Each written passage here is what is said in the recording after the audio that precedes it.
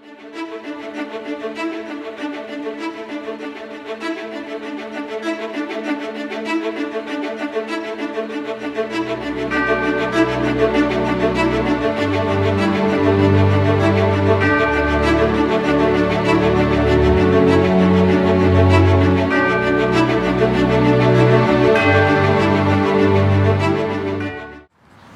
Jim Milan. I was from St. Barnabas Parish, and I played in Ridge-Beverly baseball from 8-year-old through the 12-year-old. I played for the Pee Wee Orioles. Mr. Waltman was the coach, and I was the pitcher, starting pitcher, and played third base. Well, in the Pee Wees, just making the All-Star team. I was the starting All-Star pitcher, but then I had an appendicitis right before the game, and missed the game.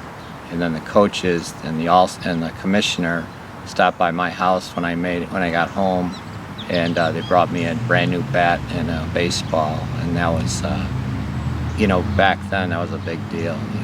Yeah, Mr. Waltman was he was just my favorite coach. He was very kind, and I was 8 and 9, and he would calm me down and make sure I understood it's just a game and just have fun, and he was just a very nice man. What was your greatest quality as a teammate? I appreciated everybody else's abilities. I was glad to be on the team, and the part I liked best when we got into the playoffs when I was older.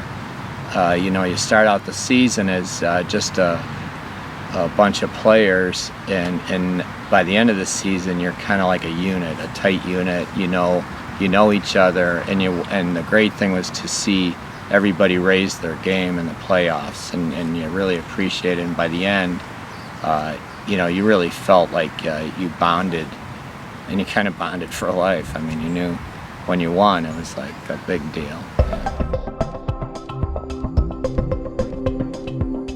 So I played for the Dodgers in the majors. Paul Mullen was the manager, and Mr. Wazorek was the coach. And it was a big deal for me to make it to the majors as a 10-year-old.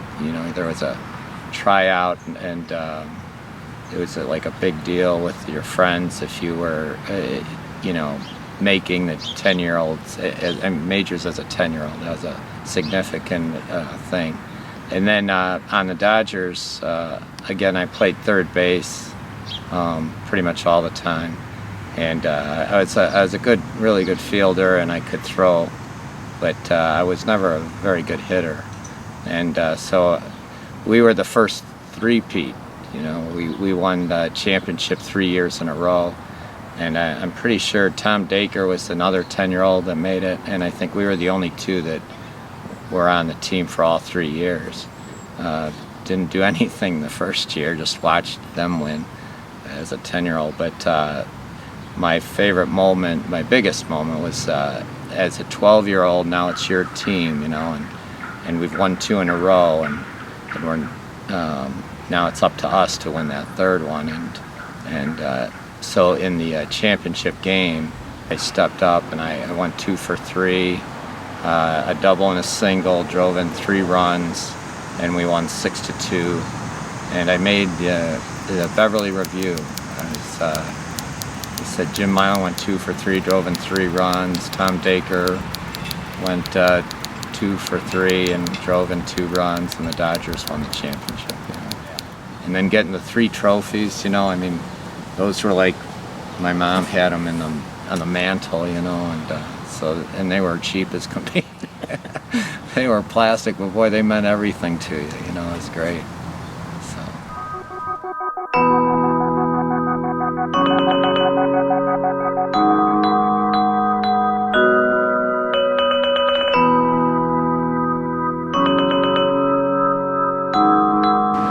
Hi, I'm Terry Regan. I went to St. Barnabas School, graduated from 1977. I played in Ridge-Beverly Little League in the majors from 74 to 77 for the Dodgers with Mr. Wiz, John Wiz, and Kevin Swizz. We were a good team, very good team. We made the playoffs every year. I played there, and I also got to see the rising star of Eric Pappas come up as a rookie. And I had a late birthday, so my birthday was in September. So the cutoff date was I think August 31st. So I got an extra year of playing. So I got to see like the rookies coming up. They're guys that were 2 years younger than me playing. So it was fun. I was a lefty, so I played outfield, first base, and I pitched. John was my coach. He was a very passionate guy. Baseball, loved it, but lefties do not belong on the infield. I mean, they didn't play the main position, short, third, or second, because it was awkward throwing style. So John was.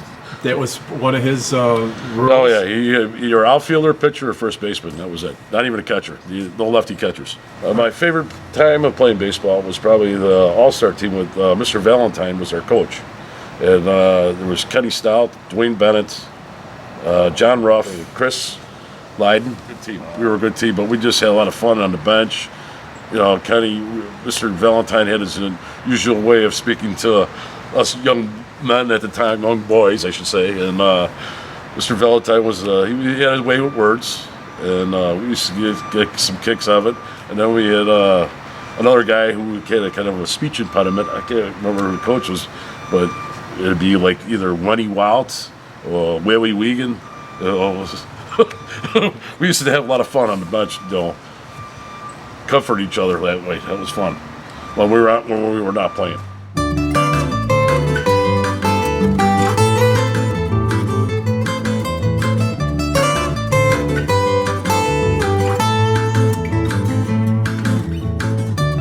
My name's Dennis Sheahan. I lived also in St. John Fisher, right by Monroe Park. Pretty much every Saturday morning, my father would say, you know, get your chores done by 9 o'clock in the morning, and the rest of your day was yours. And we stuck to that deal, and you would have to get out that field by 9 o'clock, or else you were waiting for the game to end so you could be the next player. But if you had to wait, it wasn't good. Right. You know, you want to make sure you got there in time. What did baseball bring to us? What did it show us? We were talking about that at breakfast this morning. I flew in and great from friendships. Atlanta. Yeah, friendships and competition. Teach us how to win. Teach us how to lose. Yeah. Humility. You know, work as a team. You know, teamwork. Just, you know, if you won. You went on to the next game. You know. And no one showed up each other. We just joke around. And we knew how to resolve conflicts. Yeah, we did. I mean, you know, I think the way kids are resolving conflicts today, right? Right. With all this nonsense. Strikes and balls. I mean, you know, we settled our differences. Two overs. We settled our differences on the field at times, but we've had disputes if it's foul or fair, out or safe. But you learn, you know, and I think that's important. That so you know, baseball's the pastoral game. You know, football's the helmet and the pads and knocking each other all over the place. Baseball's kind of a finesse game. You know what I'm saying? It teaches you first off the pace of the game and also you know, the strategy of the game's big. Be patient and wait for your pitch type of stuff.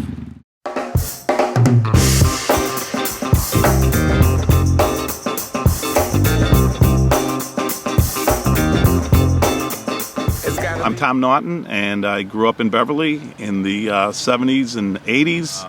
1973, I think we started in the minors. I was on the minor White Sox. I played 1 year with the minors, and then from then I moved up to the major Cubs. And Mr. Schwartz and Mr. Dillon were my coaches back then, and that's when we started to meet guys from other parishes as well, CK and St. John Fisher. Best advice I'd say was, you know, first of all, you get coaches back then that told you you had to be there all the time, you know. So that was one thing that was instilled in me, other than the fact that, you know, that came from home as well. So you had to be here, and you had to have a lot of effort. And my coach, Mr. Schwartz, had one way of doing things. He was pretty loose and pretty laid back. and I found that style was pretty good. But then on the other hand, he had another coach, Mr. Dillon, who was a little more of a drill instructor type guy. So I think that worked really well for us, and I enjoyed that atmosphere and never had any problems with it. We had a lot of success as well. Best quality I would say was probably fundamentals. I kind of was brought up with fundamentals. My dad was a coach, so he instilled that upon me, and then 2 older brothers that played, and catching ground balls and pop-ups and stuff like that, and then things we did in the neighborhood as kids, playing all the time. So I'd say fundamentals and respect for the game, because you watched a lot of it on TV back then. I played a lot of outfield, mostly outfield, and if I didn't play outfield, I was pitching, or sometimes I'd play shortstop. I remember when we were in majors, it was during the week one time when we were playing the Indians, coached by Mr. McGovern, the infamous Mr. McGovern, the guy that used to light the fields on fire to make sure that the games were playable and everything like that. And he always had one of the top teams, the best pitchers, a lot of the best athletes and things like that on his team. And we were playing them on I think it was a Tuesday or Thursday. I remember it was a school night. And they had an undefeated record going into the game against us, and we were a mediocre 8-8 team or something like that, and they were probably undefeated.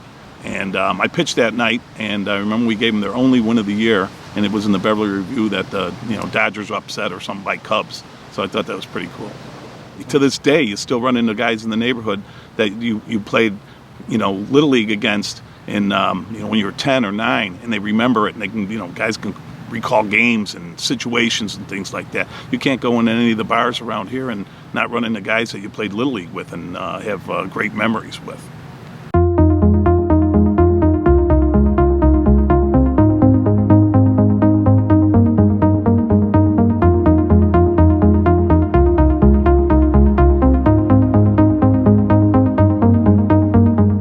Hi, I'm Pat Curtin. I started in Ridge-Beverly Little League when I was an 11-year-old, played my 11-year-old and 12-year-old league years in Ridge-Beverly. We had moved to St. Barnabas between 5th and 6th grade. So I kind of finished my 10-year-old year at Brainerd Beverly Little League. And luckily I lived on a block with the Kellys, David Kelly, and there were tons of Kellys. And David told me about this Little League field that at 115th Street in Homewood. So we got on our bikes one day and we rode down there, and I couldn't believe it, because we had played in a park just like Beverly Park is, just the backstops and wooden benches, nothing incredible like that field at 115th Street was. Dugouts, scoreboard, had the concession stand and the whole thing. So I couldn't wait to the next year when I could play at Ridge-Beverly.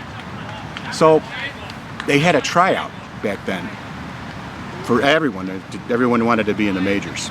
So I show up with my dad, and we all signed up at the park house, and you got a number put on your back. So nobody knew your name except the player agent who was taking your information down from your parents. And you'd line up and you'd go over to Diamond 3, and they'd hit you a couple of ground balls, see how you could throw, take some swings and everything like that, and then you wouldn't hear anything for a couple of weeks, and you'd get a call, whether you made it to the the majors or to the minors. So since I was new, I guess nobody really knew that much about me, so I wound up in the minor division, the Ridge division, playing for the Pirates. This was from 67 and 68. So it was kind of neat, so I wound up being drafted on a team that was totally St. John Fisher kids. Being a Barnabas kid, I didn't know too many of these guys at all. But it was a great way to meet new people, make some friends and everything. Well, about the middle of the year, my father got a call from Norv Connors, who was the manager of the Major Division Orioles. And somehow he finagled, I was a catcher, he needed a catcher. There was a guy who was gonna move up the Pony League the next year, Pete O'Neill. Pete lived, he was one of the Levitt guys from Barnabas.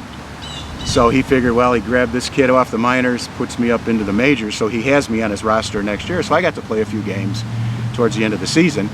And I wound up playing with your brother Jack and Michael Padden and Matt Tebow. It was like the whole team was centered around 103rd and Levitt. Everybody kind of knew everybody. So that was a lot of fun. And next year we had a pretty decent team, but we always had to face the Dodgers.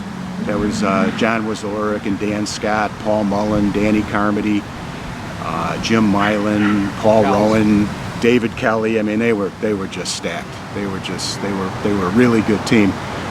But somehow we had a kid that from St. John Fisher, Joe Miller, who was a left-handed pitcher, and we had Jim Wilson, who was a left-handed pitcher, and we had Michael Padden, and these guys were only 11-year-olds, and they had a great year.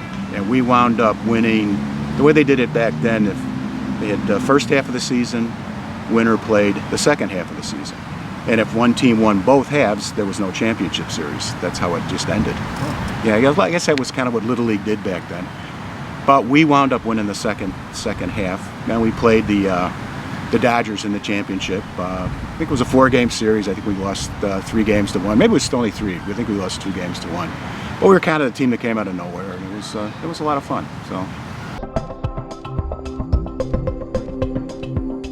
I was lucky. Mr. Connors, you know, he had coached his sons, and he had stayed on and coached. I think he coached until he died. I mean, he had been around the league for so long, and he believed in practice.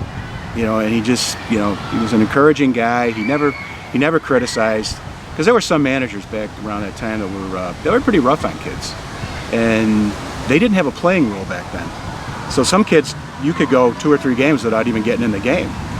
And Mr. Connors, he played everybody. He got everybody in the game and played them a couple innings, everything like that. And I think his fairness, how he was, and he was encouraging, and so, you know, I think that had a big effect on me.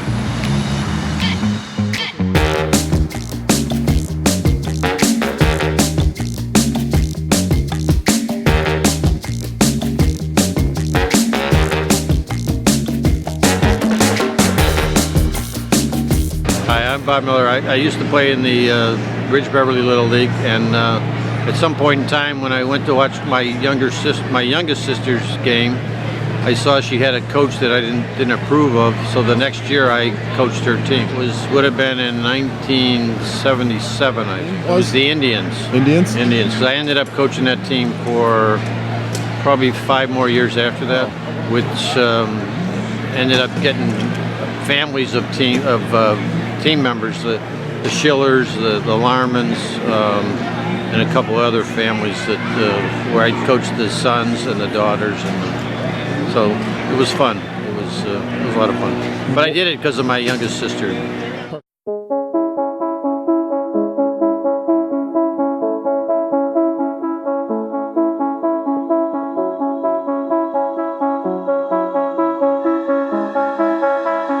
This is my youngest sister, Therese. Hi, I'm Therese. Yes, Bob. I played for Bob on the Indians, but I think I started, it was the Orioles. And I remember that was a lot of fun because I was one of the first girls. I wasn't the first girl, as far as I remember. Diane McGovern, I think, was the first girl. My first team was the Orioles. I played second base. And I remember being on a championship team, and I think that was the Orioles at the time. And I remember being, 2 outs, bottom of the 9th, and I was up. And Tim Grunhard was the pitcher, who I'll tell about Tim Grunhard in a minute. But so yeah, I think I got struck out on the championship game, and I remember my family, my brothers, they made a banner and were rooting on my team. So that was a great experience getting into baseball, and I loved it so much. I stayed with it. And then my brothers started to be a coach, so I was on the Indians after that. What drew you to baseball? Why baseball? Oh, well, gosh, I mean, I have a big family, but the next 3 older than me were the boys, and we played a lot of wiffle ball in the front yard. Probably that, just the male influence. It was more in the backyard, and we played hardball and broke the windows of the neighbors. Yeah, so just ask Tony Burns. And I do know that I did learn later in life that my mom was quite the tomboy and the baseball player herself, so I think it was in my genes as well. But yeah, and I so after the Indians, sorry, not Cleveland, Indians, and then I played the Red Sox in the upper leagues. I was on the Red Sox. Well, I started in second base. By the time I was in the Red Sox, I think I was playing shortstop. I was definitely always an infielder. And a good player too. She was. I mean, I had some girls on my team that you tried to hide them in second base or right field, but Therese was one of the better fielders on the team. She wasn't a typical girl that was on most of the teams at that time.